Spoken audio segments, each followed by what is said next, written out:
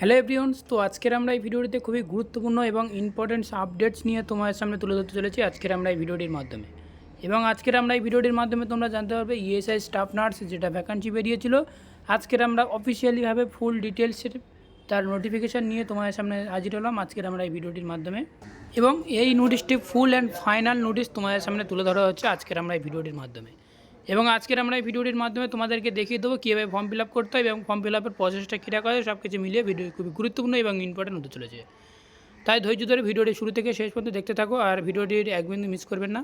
First time যে notification যেটা এসেছে তোমাদের ভ্যাকান্সির যে নম্বরটা সেটা হচ্ছে বলা হয়েছে এবং টোটাল ভ্যাকান্সি রয়েছে 1930 ভ্যাকান্সি রাখা হয়েছে পোস্ট অ্যান্ড নার্সিং অফিসারের জন্য যেহেতু এবং এখানে তোমাদেরকে ক্যাটাগরি অনুযায়ী ভাগ করে দেওয়া হয়েছে। ইউআর ক্যাটাগরি 892টি, ইডব্লিউএস ক্যান্ডিডেট 192টি, সেই সাথে ওবিসি ক্যান্ডিডেট 446টি, এসসি ক্যাটাগরি 235টি, এসটি ক্যাটাগরি 164টি এবং পিডব্লিউডি ক্যান্ডিডেটদের ক্ষেত্রে 168টি ভ্যাকান্সি টোটাল রাখা হয়েছে, যেটা আমরা আগের ভিডিওটিতে তোমাদেরকে বলে দিয়েছিলাম। তো ফাইনাল এবং ফুল নোটিশটা যেটা আমার ভিডিও ডিসপ্লেতে এখন দেখতে পাচ্ছ, অবশ্যই আমার ভিডিও ডেসক্রিপশন বক্সে দেওয়া থাকবে, চিন্তার কোনো কারণ নেই। এবং আমরা একটু দেখে নেবো যে এডুকেশনাল কোয়ালিফিকেশান কী চাওয়া হয়েছে। BSc honours nursing for recognise university institute or regular course for BSc nursing from recognise university or institute or post BSc nursing recognise by university or institute and register as a nurse or midwifery registration, registered nurse or registered nurse and registered midwifery with state nursing council, or বিতে যেটা বলা হয়েছে diploma in general nursing midwifery from recognise board আর university recognise থাকতে হবে and registered as a nurse থাকতে হবে। সেটা তোমাকে যে কোনো স্টেটে তোমার রেজিস্ট্রেশন থাকলে তুমি এটা অ্যাপ্লাই করতে পারছো। এবং সেই সাথে এক্সপিরিয়েন্স ডিটেলসে তোমাদেরকে বলা হয়েছে 1 year এক্সপিরিয়েন্স মিনিমাম 50 বেডের হসপিটাল হলেই তুমি এখানে অ্যাপ্লাই করতে পারছো। সেক্ষেত্রে প্রত্যেক জিএনএম স্টুডেন্টদের উদ্দেশ্যে তোমাদেরকে বলা হচ্ছে, যে সমস্ত স্টুডেন্টরা জিএনএম সেই সমস্ত স্টুডেন্টদের উদ্দেশ্যে বলা হচ্ছে তোমার 1 year এক্সপিরিয়েন্স এবং সেই সাথে 50 বেডের হসপিটাল হলেই তুমি এখানে অ্যাপ্লাই করতে পারবে। পার্মানেন্ট তোমাদেরকে রিক্রুটমেন্টে তোমাদেরকে অলরেডি। এবার আমরা নিচের দিকে স্ক্রল ডাউন করবো আর কি টার্ম অ্যান্ড কন্ডিশন এবং বলা হয়েছে সেটা একটু আমরা ডিটেলসভাবে দেখে নেবো।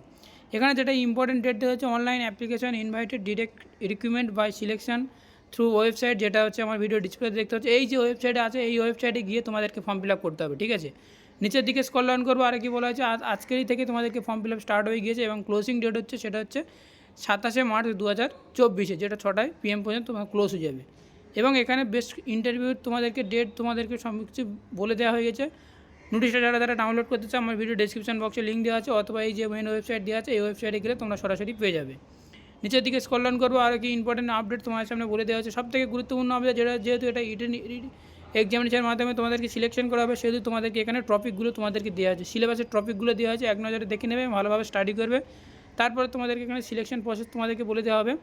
এবার আমরা যাবো যে রিক্রুটমেন্ট হবে এবং যে রিটার্ন এক্সামিনেশন হবে, সেই এক্সামিনেশন তোমাদের যে রিক্রুটমেন্টের যে টেস্ট হবে অর্থাৎ যেহেতু এক্সাম হবে, সেই এক্সামের সেন্টারগুলো তোমাদেরকে নাম অ্যাকচুয়ালি তোমাদেরকে দেওয়া হয়ে গেছে।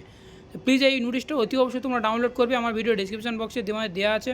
তাই ভিডিওটি খুবই গুরুত্বপূর্ণ এবং ইম্পর্টেন্ট হচ্ছিল। এবং কলকাতার মধ্যে যেগুলো সেন্টারগুলো রয়েছে তোমরা এখানে দেখে নিতে পারো।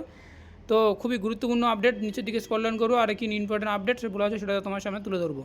এবং এই নোটিশটার শেষে তোমাদেরকে বলে দেওয়া হবে যে কীভাবে ফর্ম ফিল আপ করবে এবং ফর্ম ফিল আপের মেন ওয়েবসাইট কোনটা, ঠিক আছে। নিচের দিকে স্ক্রল ডাউন করবো এবং নিচের দিকে স্ক্রল ডাউন করলে তোমাদের এখানে দেখতে পাবে যে ইন্ডিয়ান সিটিজেন হতে হবে এবং সেই সাথে নেপালি এবং সেই সাথে যেগুলো তোমাদের আগের একটা ভিডিওতে তোমাদেরকে যেটা আমি বলেছিলাম যে মেন একটা ভিডিও তোমাদেরকে প্রোভাইড করেছিলাম।